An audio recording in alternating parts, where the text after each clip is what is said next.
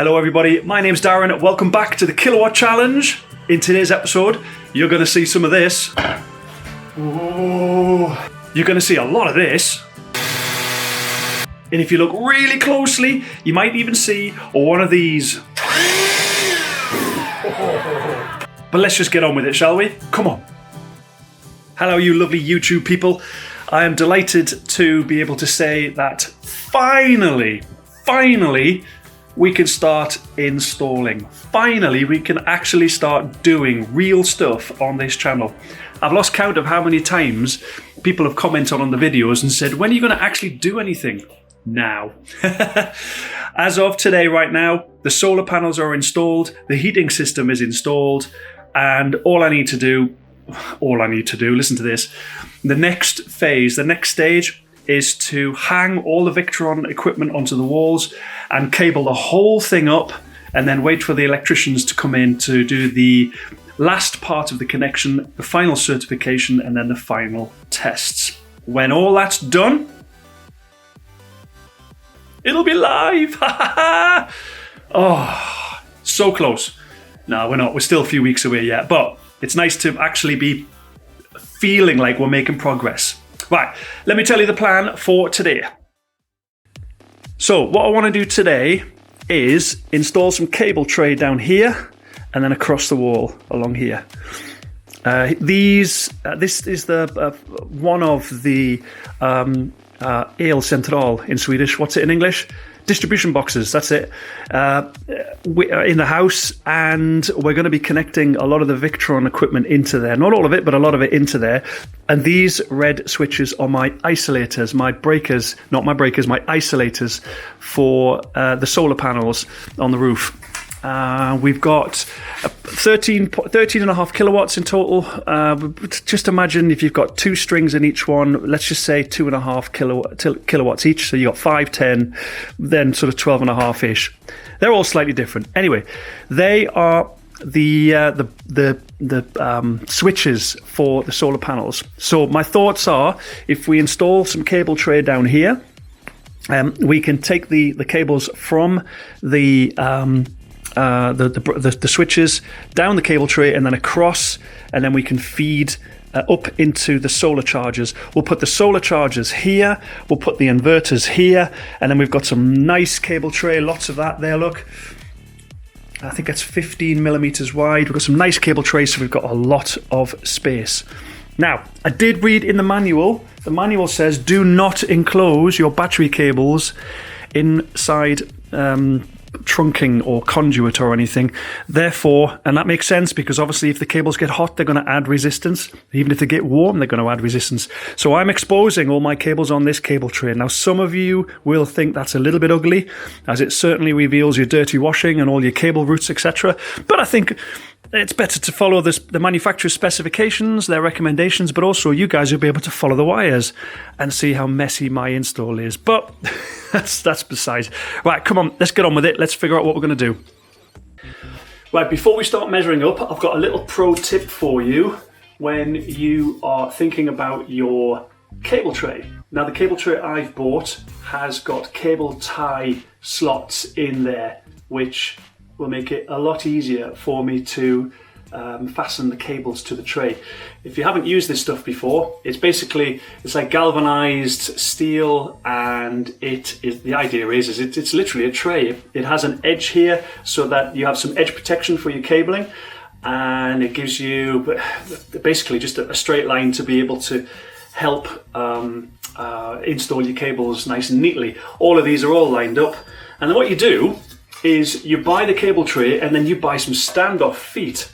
So the cable tray stands slightly off the wall so that you can get your cable ties and your fasteners through these little slots here.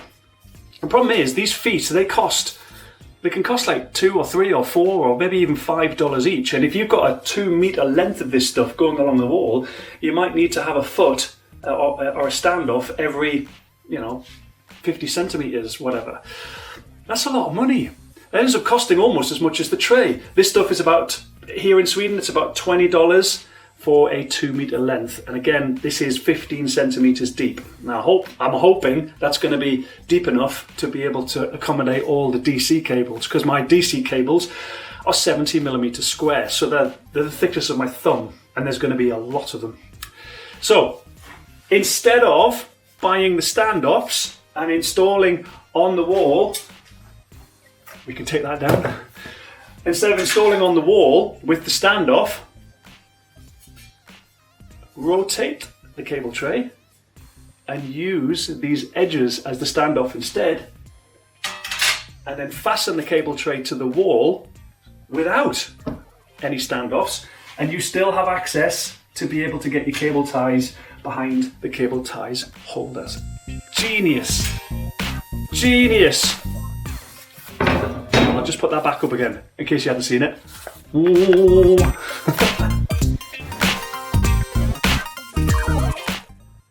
So before I decide on the ultimate position of the cable trays, I'm going to measure where and highlight on the wall where each of the devices are going to be installed. And I'll try and line them up so the bottom of each device is roughly a level, and then I'll have about a 10 centimeter gap below those and install the cable tray. That cable tray is 2 meters long. So I'm obviously going to need more than one bit to get all the way across to here to the cable tray, and connect it all together. But I think the first thing to do is to measure up and see where all the boxes are going to go.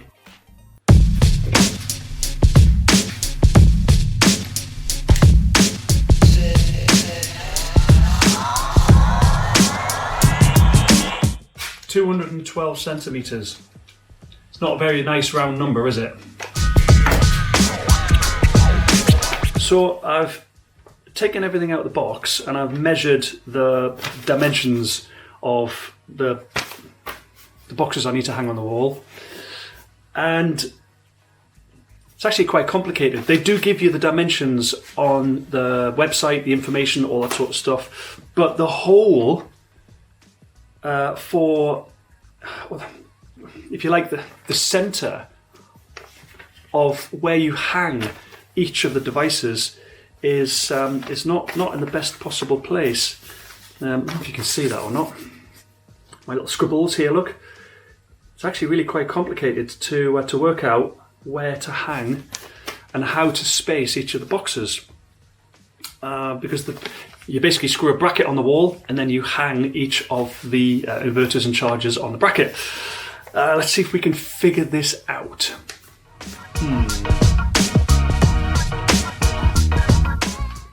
Ugh, wife's tea. Oof. Right, I hope you can see this, but I'll attempt to draw what I think is the plan after some furious head scratching. Here is the electrical distribution box, which is already on the wall, and we know we've got 212 centimeters from there to roughly to the end of the wall. Now I'm going to try and install everything in one long line so it looks cool, and then I'll have the cable tray, and then I'll have the links distribution system under the cable tray, and I'll have the screen down here. That's what I think is going to work reasonably well. So I'll basically have the smaller MPPT charge controller here, and I know that is 31 centimeters wide. I'll have the larger solar charge controller here, and I know that's 43 centimeters wide. And then I'll have the 3 multi plus 2 inverters. This is obviously not to scale, but it should give you a basic idea of what I'm thinking of. These are 32 centimeters wide. And what that basically means is I should have 7 centimeter gap between each of the devices. I'm in Europe, so I'll do it Europe style. And then everything will go in one long row. Now, the Victron recommends 10 centimeter gap in between each of the devices. Unfortunately, I don't have that, so I'm hoping 7 is fine. This is not a heated room, and in the height of summer, it does not get hot in here at all. So I'm not too concerned about any thermal ramifications or implications associated with that. Underneath, this area here will have the cable tray, which will look like that. And then we shall have the shunt here, and then we'll have the 2 links distribution boxes here, which are obviously connected. And then this will then go off to the battery over here, and then all of the devices can connect, no problem whatsoever, into the links distribution systems. That is what I think. Oh, I mustn't forget the screen. And we'll put the screen somewhere, probably ish, about here, somewhere-ish, wherever it looks good. So that is, I think, if I get it in the camera, what we're going to try and build. Just planning and thinking through this, I need to understand the distance, the space between the inverters and chargers and the top of the cable tray. Specifically, the turning radius of the 70mm cable. I can't put the cable tray right up against the bottom of the inverters and chargers because the 70mm cable is going to bend really slowly. It's going to be off the bottom of the cable tray. So I'm going to have to do some real life experiments. And for that, I need some 70mm cable, I need some cable tray, and I need a chunky Victron device.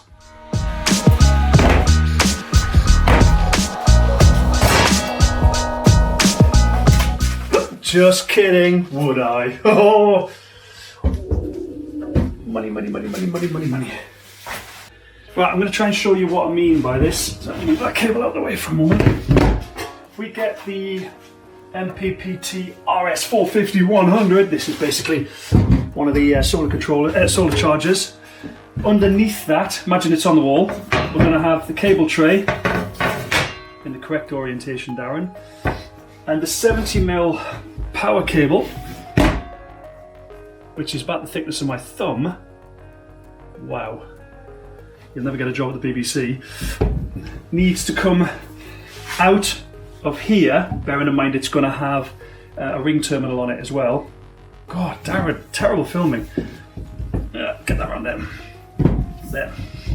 It's going to come out of here, and then it needs to bend onto the cable tray here. Now I'm wondering how much space, how close can I get that cable tray? Yeah, that's still pretty good. That's a lot closer than I thought it was going to be. Can I get that close? How far in are those terminals? Terminals are in actually quite a long way. Wow. Mind you, I wouldn't want to go that close because I'm interfering with these solar inputs here. So, well, it looks like it does actually bend. This is obviously 70mm stranded coated copper cabling. It does actually bend quite well. You can actually get, oof, yeah, not so much of an issue. I thought it was going to be a bigger problem than it actually is. I'll call that a result. Makes keeping the cables neater an awful lot easier. That got me thinking actually. We should take the bottom off this and have a look at the actual terminals. I'll go and get a screwdriver.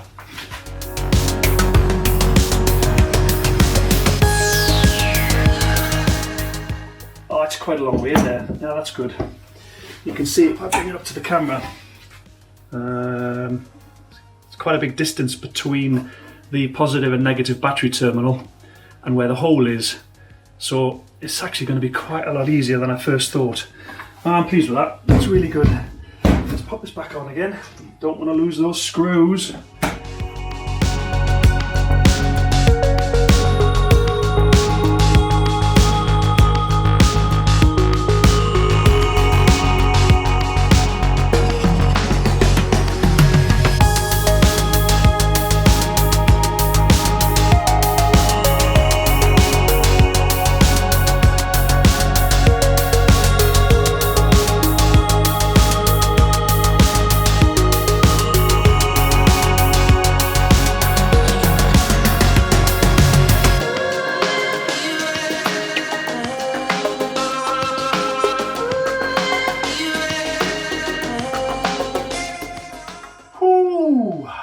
gonna take a while. Empty scooter battery cases, very handy.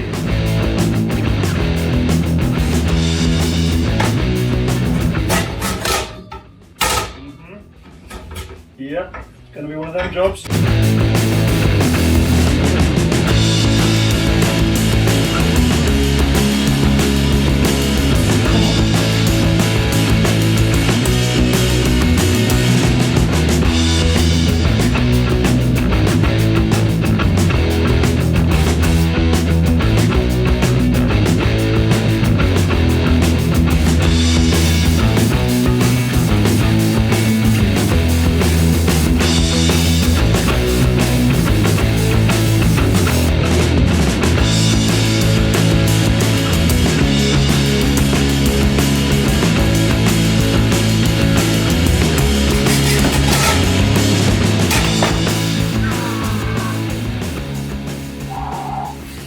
Yes.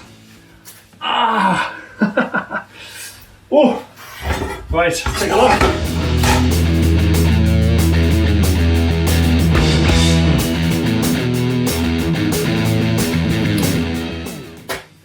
These are the last appropriately sized wall plugs in the house, and all the shops are closed.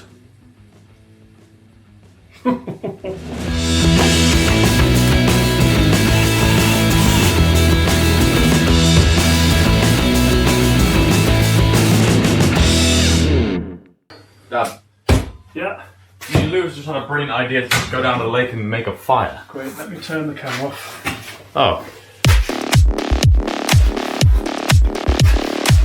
I mean, they never work, but it's worth a try, isn't it? What's this going to do?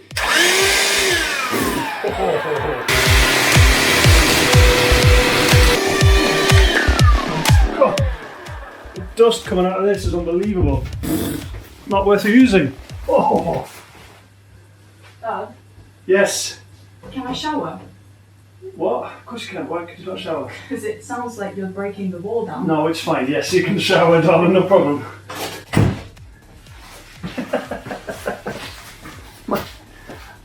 My daughter's just asked if she can have a shower. Why is it whenever I press record on the camera, everyone wants to speak to me? Everything breaks in the house, all the batteries are flat, and everything needs doing. Just when I click record.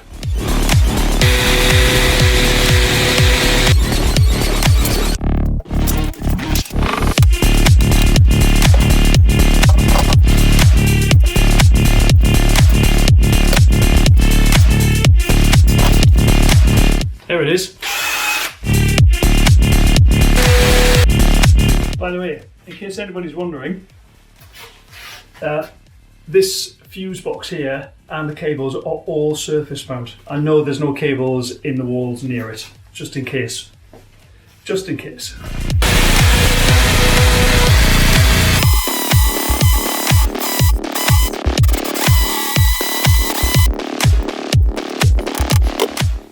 Would have been a good idea if I'd remembered which way was up. Yep.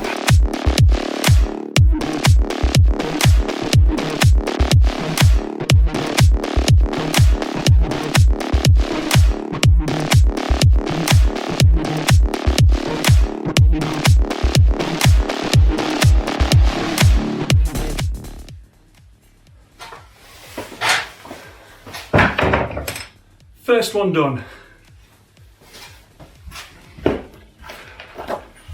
Right, it's official. I've drilled all the holes, so now I'm allowed a beer.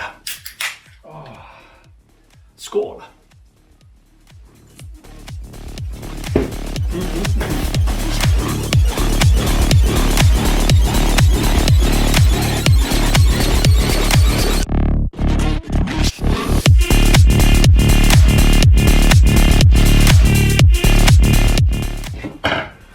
Oh, absolutely perfect.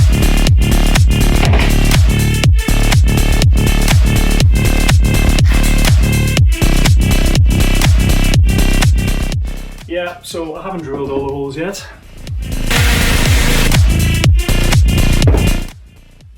Now I've drilled all the holes. One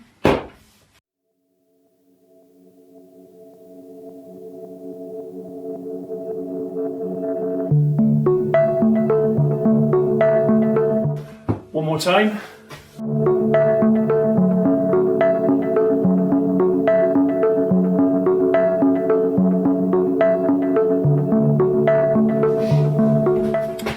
So that's it for this one. That's all the cable tray installed. I'll probably, stroke possibly, add another little bit of cable tray at the end of there when I've got the inverter in that corner. Just depends on how much I need for the AC cabling to come out of. But I'm happy with that. I've measured everything twice, I've cut ones, done all the things that your dad said to do and all that kind of stuff. Next video, I'll be hanging all the inverters and the charge controllers and everything on the wall, so much the same, drilling, measuring, making sure everything's equally spaced and all that sort of stuff. And then I'll move on to the cabling after that. So thank you very much for watching. Thank you to my patrons. Thank you to Johan at Solarcraft in Stockholm, the Victron distributor. Thank you to Henrik at Victron Sweden. And thank you to you for watching. I'll see you next time. Goodbye. Goodbye. Goodbye. Goodbye.